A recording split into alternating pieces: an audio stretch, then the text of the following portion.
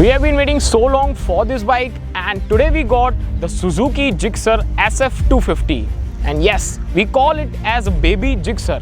It has got all the 26 horses along with 22.2 Newton meters of torque from the very new 249cc oil-cooled engine, which has single overhead camshaft, a simple compact engine to restrict the weight of the motorcycle, which is 161 kgs, which makes it 9 kgs lighter than the Duke 250 and around 19 kgs lighter than the Dominar 250. And you know what that means.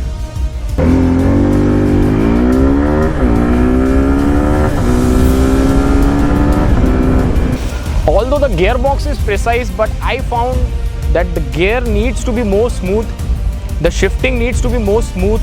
But other than that, the engine is fantastic. It feels so peppy and responsive. It has all the LED headlamps in the front and the back. We got the dual channel ABS and the braking is awesome. It is the fastest 250 available in the Indian market, priced at around 1,91,000 ex-showroom in Ahmedabad.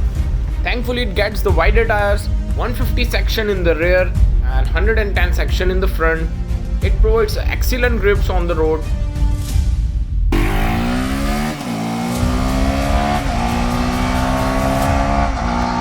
तो ये bike का front बहुत ही solid feel होता है because it has got the stiffer suspension for better handling on corners, and the sitting position is also comfortable for the rider and as well as for the pillion.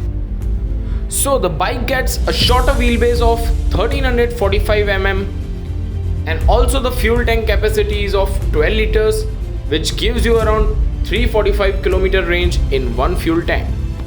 We get the two colors of SF250. This one is the matte black edition and the other is the metallic blue MotoGP edition, which is my personal favorite. Comment down below which one you will prefer. The one thing I want to mention here, the SF250 doesn't get a side stand cutoff sensor. ये safety feature बहुत ज़्यादा ज़रूरी है, जो कि other brands provide कर रही है इसी सेगमेंट की बाइक्स में. The Suzuki logo here, Gixxer SF250, and this is a technology called SOCS, Suzuki Oil Cooling System.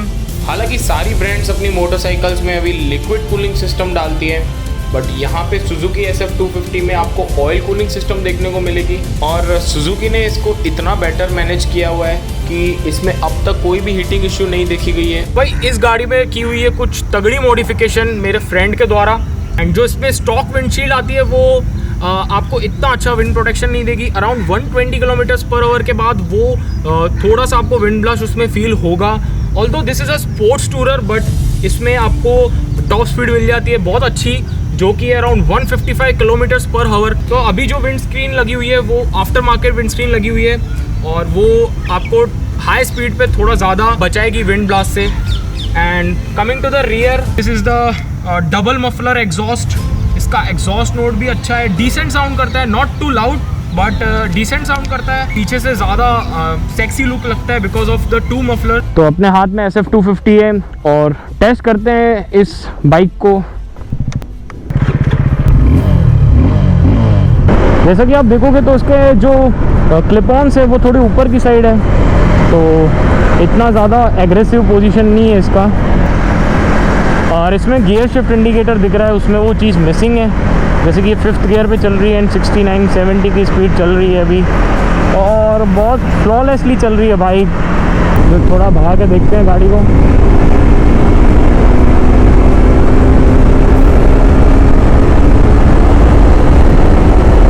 और इसकी ये शिफ्ट लाइट, यार इसकी ये शिफ्ट लाइट्स बहुत अच्छी लगती है.